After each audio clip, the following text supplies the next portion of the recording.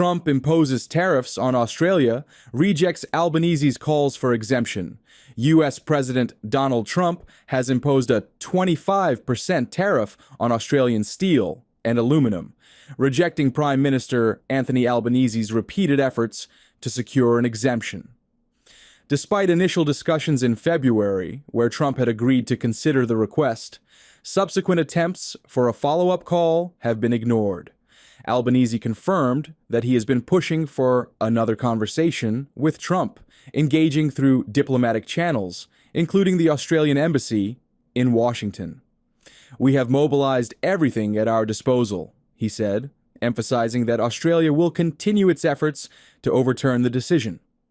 The final decision was communicated to Australia's ambassador, Kevin Rudd, in a face-to-face meeting with U.S. officials.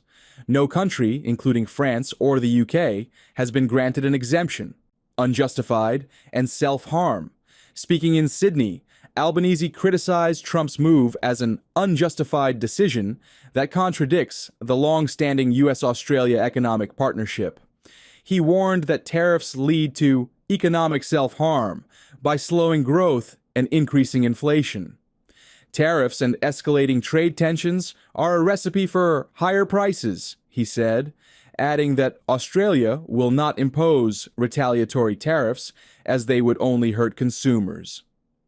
A strained U.S.-Australia relationship.